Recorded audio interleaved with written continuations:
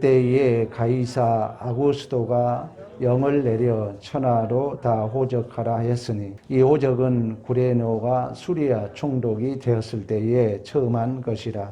모든 사람이 호적하러 각각 고향으로 돌아가며 요셉도 다윗의 집 족속 힘으로 갈릴리 나사렛 동네에서 유대를 향하여 베들레헴이라는 다윗의 동네로 그 약혼한 마리아와 함께 호적하러 올라가니 마리아가 이미 잉태하였더라. 거기에 있을 때에 해산할 날이 차서 첫 아들을 낳아 강보로 쌓여 구유에 뉘었으니 이는 여관이 있을 곳이 없음이러라. 아멘. 오늘은 누가복음 2장 1절에서 7절 말씀을 가지고 하나님의 개입으로 구유에 낳으신 아기 예수님이라는 제목을 가지고 함께 은혜를 나누고자 합니다. 우리가 매 해마다 성탄절을 이렇게 보내고 있습니다. 예수님께서 이 땅에 베들레헴에서 탄생된 배경은 이미 성경에, 구약 성경에 약 700년 전에, 그러니까 예수님이 탄생하기 전 700년 전에 그 미가 선지자를 통해서 반드시 베들레헴 에브라다야 너는 유다 족속 중에 작을지라도 이스라엘 다스릴 자가 내게서 내게로 나올 것이다. 그래서 이미 베들레헴에서 탄생을 이제 예언하셨고 또 우리가 처녀가 아들을 낳을 것이요 그 약 600년 전에, 그러니까 예수님의 탄생 600년 전에 이사야 선지자를 통하여 반드시 처녀가 아들을 낳을 것이요 그 이름을 임마누엘이라 하리라. 이것이 이미 예언됐던 내용들입니다. 그리고 이제 오늘 본문의 배경은 사실 이제 요셉과 마리아는 북쪽 이제 갈릴리에서 이제 살고 있었습니다. 아주 건전한 그 유대인의 처녀 총각이었죠. 사실 이제 유대인들은 결혼을 2번을 한다고 그래요. 신부 집에서 신랑 집에서. 그리고 이제 약혼을 하고 지금 이제 결혼을 준비하는 그런 과정이었습니다. 근데 어느 날 갑자기 천사가 나타나가지고 아들을 이제 잉태한다 그러거든요. 우리의 신앙도 우리가 참 이런 내용을 보더라도 하나의 어떤 그 신학적인 원리가 숨겨져 있는데, 우리가 그 복음서에 보면은 그 기적이란 찬송가가 있어요. 어느 날 그물에 걸린 것처럼 어느 날 하나님이 내 안에 뚫고 들어와서 나를 딱 붙들고 있거든요. 그러니까 예수가 오셨다는데 이 마리아는 처녀였고 또 요셉은 총각이었고 약혼은 했지만 아직 이렇게 서로 어떤 동침은 하지 않는 상태였는데 갑자기 임신했다는 소식을 듣고 이건 사실 상상이 안 되잖아요. 그러니까 참 우리의 구원이 그렇다는 거예요. 우리 예수의 오심은 내가 어떤 근거가 되고 내가 어떤 조건이 된 게 아니라 어느 날 내가 그물에 걸린 참 사람처럼 덫에 걸린 새처럼 어느 날 나도 모르는 사이에 예수님이 내 안에 들어와 계셔버리거든요. 그러니까 우리가 이건 그 무엇으로 이해가 안 됩니다. 뭐 내가 어떤 생각에서 내가 계획해서 교회에 온 게 아니에요. 나도 어떤 책임과 근거를 찾을 수 없는데 내가 교회에 앉아 있다는 거죠. 그리고 예수님이 내 안에 이미 들어와 계시는 거예요. 그래서 믿음은 합리적인 게 아닙니다, 여러분. 믿음을 내가 계산하고 내가 경험한 걸 맞아. 이건 믿음이 아니에요. 그건 아주 인본주의적인 거지. 믿음은 어느 날 생각해 보세요. 처녀 총각에 임신했다는 소식을 들었을 때 깜짝 놀랍니다. 누가복음 그 1장에 보면은 놀래서 어찌민가 그래요.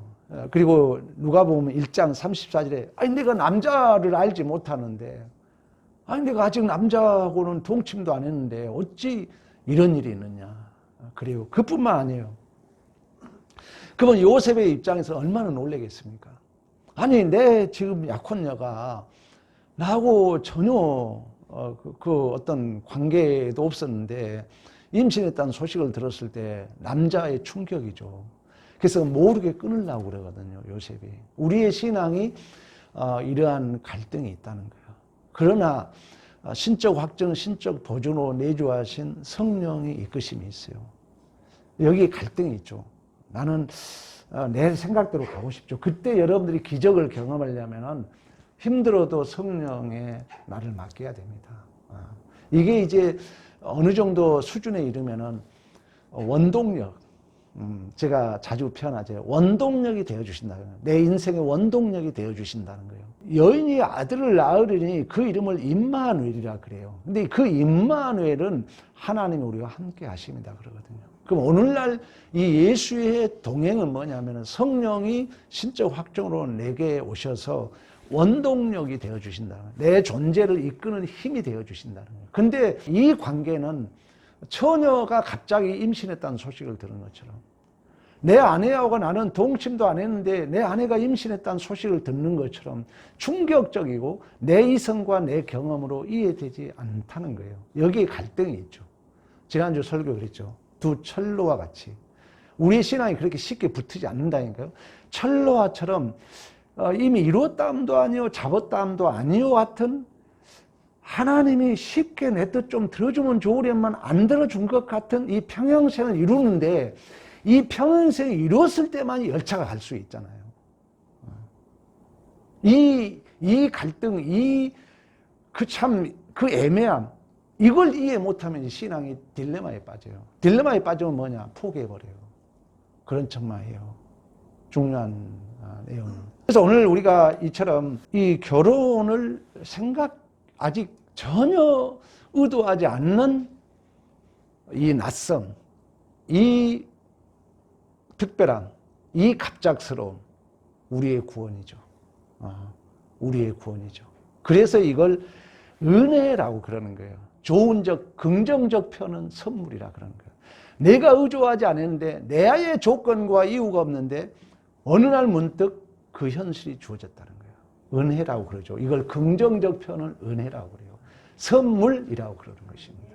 이처럼 두 사람은 충격을 목도하고 하지만 항복되어 가죠. 우리의 신앙이 그렇잖아요. 이해 안 되는데 그래도 포기하지 못하는 거예요. 왜? 욥기가 그런 얘기 해주잖아요. 치열한 불평, 원망, 낯섦 속에서 답이 되지 않지만 이미 내 존재는 하나님이 붙들고 있기 때문에 거기에 나도 서서히 설득되고 항복되어지고 끌려가는 거예요. 믿음이 그렇습니다. 그렇지 내가 막 기뻐서 매일같이 신앙 산다? 가짜예요. 그건 가짜입니다. 여전히 우리는 갈등이 있고 이해되지 않는 일이 있지만 무엇인가 내 안에 이끄심 앞에 순종하는 것을 믿음이라고 그래요. 그래서 의인은 뭐로 산다? 믿음으로 사는 줄로 믿습니다. 그래서 이제 갑작스럽게 이렇게 이제 출산 준비를 하는 거예요. 출산 준비를 이제 베들레헴은 생각지도 못하고 지금 살던 곳이 나사렛이니까 출산 준비를 하는데 기가 막힌 하나님의 개입이 또 있어요.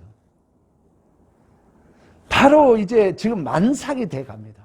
지금 얘기를 금방 출산해야 되네. 근데 때마침 당시에 우리 오늘 본문의 1절 그 얘기 하잖아요. 그때 가이사 아구스토 이제 이 로마의 황제가 그 지배를 해야 되려면은 인구를 정확하게 파악해야 되잖아요. 그래서 마치 인구조사를 하는 거예요. 거기에 딱 같이 우연이 아닙니다. 하나님의 여러분 모든 섭리예요. 그래서 제가 그랬잖아요. 어떤 삶이 주어져도 나를 이해합니다. 나를 이해합니다. 여러분 나를 이해합니다 했을 때 그 문제에서 넘어가는 거예요. 넘어가는 거예요. 내가 함량이 큰다는 것은 넘어가는 거예요. 멈춰 있으면 동의보감에는 썩어요. 병돼요. 그러니까 이 하나님의 모든 것이 주권이라는 것이 믿어지면 그 매여 있는 문제에서 넘어가는 것입니다. 그 불편함, 내가 집중되어 있는 그 불편함에서 넘어가는 거예요. 우리의 신앙도 마찬가지예요. 하나님이 개입을 해가지고 이제 이 인구 조사를 해요. 그래서 어쩔 수 없이 마리아와 요셉은 급하게 약 100km라는 그 거리를 이 나사렛에서 베들레헴으로 가게 됩니다. 참 우리의 신앙의 여정이 그렇습니다. 내가 의도하지 않는 길이지만 하나님이 이끌어요. 그 정황, 그 삶이 우리는 좀 이해되지 않는 정황일 수 있어요. 또 불편하고 윤리도덕으로 안 맞을 수도 있어요. 그러나 하나님은 우리는 이미 욥기에서 공부했잖아요. 그가 나의 가는 길을 아시라니 내가 정금이 되어서 나오리라. 말씀에 응할 때까지 말씀이 나를 달려라 했도다. 이미 우리는 알고 있는 것처럼 그 어떤 삶의 정황도 나이가 손해가 아니라는 믿음을 갖기를 축원합니다. 우리는 반드시 그 삶을 통해서만이 내가 성숙하고 가장 합당하게 인도한다는 믿음이 있어야 돼요. 반드시. 그래서 오늘 본문에도 지금 이제 이 나사렛에서 약 100km가 되는 베들레헴에서 이미 예언은 돼 있고 이 예언이 성취되기 위해서는 어쩔 수 없이 움직여야 되고 그 예언이 성취되기 위해서 온 우주 만물의 최고의 권력자이신 로마의 황제의 마음을 움직이고 있는 것처럼 여러분의 존재와 인생도 하나님의 약속이 성취되기 위하여 하나님은 온 우주 만물의 모든 걸 총동원해서 보시기에 심히 좋았다라고 말씀하셨던 그 약속의 성취로 그 사건, 그 만남, 그 정황이 우리에게 있는 줄로 믿습니다. 이 믿음만이 나를 살린다는 거예요. 이제 베들레헴에 왔어요. 베들레헴에 왔는데 모든 사람들이 이리 온 거예요. 이제 나만 온 게 아니라 우리가 뭐 예방접종 하려면 막 줄을 서듯이 베들레헴에 왔는데 모든 사람들이 이미 먼저 와 있는 거예요. 그래서 여관이 없는 거예요. 그래서 말구에 태어나요. 말구에 태어나면 우연이 아니라는 것입니다. 나에게 불편함이 있고 내가 무시당하고 내가 좀 어렵고 나에게 이해되지 않는 그 삶의 정황이 우연의 일치가 아니라는 것입니다. 지금 말구에 태어난 게 우연의 일치가 아니에요. 하나님의 깊은 섭리 안에서 신비적 비밀 안에서 이미 호화스러운 세상 사람들은 돈, 권력, 명예로 다 차지하고 없는 거예요. 우리 주님이 설 자리는 없는 거예요. 또 어떻게 보면 우리 역시 세속주의 이슬람처럼 밀려오는 물량주의에 밀려서 외롭고 고독한 우리의 자리에 우리 하나님은 그 예수가 오도록 깊은 섭리 안에서 멸시천대받는 말구유에 우리 예수님이 오신 줄로 믿습니다. 왜 유대인의 왕 되신 예수님께서 베들레헴의 말구에서 태어나야 하는가? 예수님의 약속의 성취로 그런 말구에서 태어났다는 것입니다. 왜 내가 큰 교회도 많고 훌륭한 목사도 많은데 여기에 있는가? 하나님의 깊은 섭리 안에 우리가 이 자리에 있는 줄로 믿습니다. 그래서 아기 예수님은 이제 베들레헴에서 구유에서 났다는 것도 하나님의 비밀스러운 계시가 있는 거죠. 베들레헴은 떡집이라는 뜻을 가지고 있습니다. 말구유는 모든 그 말들의 소들의 먹이를 얘기하고 있습니다. 우리 예수님은 이처럼 떡집에 떡으로 쉽게 말하면 우리 요한복음에 그게 말씀하잖아요. 내가 하고 생명의 떡이라고 말씀했던 것처럼 너는 나로 더불어 먹고 나는 너와 더불어 먹으리라 말씀했던 것처럼 진정한 예수가 생명의 떡으로 이 땅에 오셨다는 것입니다. 그래서 우리가 삶의 중심의 양식은 예수예요. 교회의 본질이 그래서 예수 충만이라고 하는 것입니다. 그리고 두 번째로 예수님께서 이처럼 만왕의 왕이시고 유대인의 왕임에도 불구하고 그가 가장 멸시천대받은 말구유에서 오심은 진실로 자기를 비우고 진실로 겸손한 마음으로 우리를 죄에서 구원하기 위하여 우리 주님은 가장 낮은 자리예요. 그렇다면 우리가 낮은 자리에 있을 때 우리가 위로받을 수 있죠. 그래서 빌립보서는 예수의 마음을 품으라. 그는 하나님의 본체시나 하나님과 동등됨으로 여기지 아니하시고 오히려 자기를 비워 종의 형체를 가지고 사람과 같이 되셨고 사람의 모양으로 나타나사 자기를 낮추시고 죽기까지 복종하여서 십자가에 죽으심이라고 말씀했던 것처럼 하나님은 자기 비움, 자기 부인, 이 자리를 오셔서 우리에게 친히 그걸 보여주고, 이제 오늘날 우리가 예수를 우리가 알아간다는 것은 예수 삶이 생명이라는 거예요. 예수 삶이 생명이라는 것은 단순하게 예수님이 나를 위해서 이렇게 구원하기 위해 이렇게 구해서 자기를 비우고 겸손한 자리에 왔다로 끝나는 것이 아니라, 그 예수 존재가 생명이기 때문에 또다시 그 예수가 내 안에서 임마누엘이라고 말씀하셨던 것처럼 이제 내 안에서 또 다른 예수의 생명이 살아나도록 오늘날은 하늘에서 파견된 보혜사 성령 파라클레토스, 우리 곁에 계신 성령 하나님, 1호자로 계신 성령 하나님이 또다시 마음을 문을 열어라.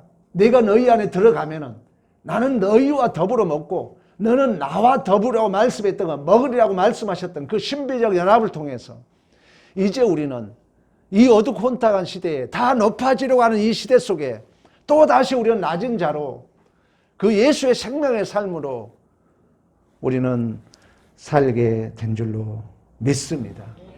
그래서 성경은 그렇습니다. 너희들이 수고하고 무거운 짐을 지고 있느냐? 내게로 오라. 그 짐이 당장 없어지지는 않지만 내 멍에를 메고 배우라. 나의 겸손함을 배우고 배워라. 나의 온유함을 배우고 배워라. 그래야만 당장 짐은 없어지지 않지만 그 멍에를 메고 배움으로 말미암아 너희 마음에 쉼을 얻으라고 말씀했던 것처럼, 참으로 우리가 이 성탄절을 맞이하여 이 예수를 알고 예수 닮고자 여러분들이 노력하게 되면 오직 예수만이 우리의 생명입니다. 존 오웬 목사는 이 예수를 모르면 하나님의 영광도 모른다고 그랬습니다. 이 예수를 알게 되면 내가 아무리 힘들고 어려움이 있다 할지라도 그것이 아무것도 아닌 것 같이 느껴진다 그랬어요. 맞는 얘기입니다. 여러분들이 예수를 알고 있음에도 아직도 불평스럽다고요? 미안한 얘기입니다. 아직 예수 모르고 있기 때문에 그러는 거예요. 여러분이 힘들다고요? 미안합니다. 성경은 내가 예수를 모르는 탓이라는 것입니다.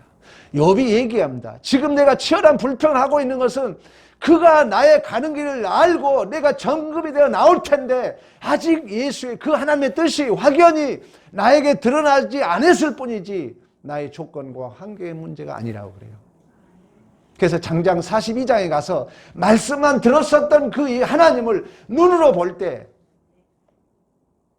이 온 우주 속에 욥의 딸들이 가장 아름다운 자로 변하는 거예요. 토부, 현 자체로 하나님을 닮은 자로 성숙되어 있는 것입니다. 꼭 이 믿음 가지셔야 돼요. 여러분, 하나님을 알면 알수록 여러분의 문이 열려요. 열립니다. 모르면 닫혀 있는 거예요.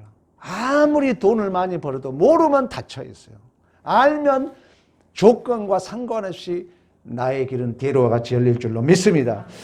세 번째는 이 예수님이 이처럼 말구유, 아까 얘기했잖아요. 하나님의 기가 막힌 섭리 안에서 아구스토에게 인구조사를 하게 하고 다 베들레헴으로 가게 하고 왔더니 가장 힘없고 연약한 자는 잠잘 자리가 없는 거예요. 오늘날 쓰나미처럼 밀려오는 세속주의 속에 우리가 설 자리 없잖아요. 그 자리에 우리 예수님이 오신 거예요. 그 자리에 예수님이 오셔서 우리를 섬김을 받으러 온 것이 아니라 내가 너희를 섬기러 왔노라고 말씀하셨다. 사랑은 상대 입장에 서잖아요. 이 땅에 쓰나미처럼 밀려오는 세속주의 물량주의 속에 기죽고 무시당하고 멸시당한 그러한 가장 약한 자리예요. 우리 주님이 오신 줄로 믿습니다. 그래서 우리 주님은 내가 섬기러 온 것이 아니라 도리어 섬기려고 그리하여 너희를 위하여 대속물로 왔노라 그래요. 이 전체를, 이 성경 전체를 한 절로 표현하면 하나님이 세상을 이처럼 사랑하사 독생자를 주셨다고 그럽니다. 여러분, 예수님이 오심을 이해하셔야 됩니다. 저는 청소년 시절에 제 가장 큰 충격이 뭔 줄 아십니까? 고등학교 등록금을 가지고 서울에 와서 방황할 때 구정이 가까웠어요. 한 달 내내 일했는데 제가 15,000원인가 받았어요. 그 친구는 25,000원 받았어요. 제가 이 사건은 내 일생에 내 가치관을 변화시키는 가장 큰 충격이었어요. 이날 이때까지 이 충격을 내가 목도한 적이 없어요. 근데 그 친구는 자기는 좀 기술이 좋다고 해서 25,000원을 받았어요. 그 봉투채 사장님, 저 친구는 먼 데까지 가야 되니까 저 친구를 주세요. 나는 그 돈이 받은 기억은 솔직히 안 나요. 그 말은 내 기억에 지금도 맴돌아요. 지금 거의 40년, 30몇 년이 지났는데. 그러면 여러분 생각해 봐요. 그 돈 25,000원이 내 존재를 지금도 내 마음에 사라지고 않는 것처럼 여러분을 위해서 누가 왔다고요? 하나님 자신이. 여러분을 위하여 하나님 하나밖에 없는 아들을 나를 위해서 주셨다는 거예요. 이 충격, 이 위대함, 이 신비함을 여러분들이 조금이라도 안 붙들고 신앙생활을 한다면요, 혼란이 옵니다, 신앙생활이. 또 우리가 성탄을 맞이해서 작은아마 이 예수님이 이 오심을 여러분들이 이해하셔야 돼요. 우리를 위하여 자기 아들을 주신 이 신비, 이 사건, 미력이나마 여러분들이 붙들고 가야 됩니다. 그냥 어떤 행사 차원에서 왔다 갔다 하지 마시고, 그렇다면은 우리의 존재는 변할 수밖에 없고 우리의 신앙생활이 항상 하나님 앞에 미안하죠. 미안하죠. 우리 주님이 자기 전부를 주신 거예요. 자기 전부를. 오늘 바로 우리는 이 날을 기념하고 생각하고 감사하는 성탄 감사 예배인 줄로 믿습니다. 이처럼 하나님이 우리를 개입하신 그 실제적 사건이 성탄으로 이루어졌다면 이제 칼빈은 기독교 강요에서 이 구원, 이 창조, 모든 하나님의 계획을 예수에게 담았다면 예수와 우리와 묶는 띠가 성령 하나님이라고 그랬습니다. 오늘을 살아가는 우리의 실존은 하늘에서 파견된 이 성령이 신적 확증, 그 예수의 확증으로, 이 예수의 보증으로 우리 안에 내주하셔서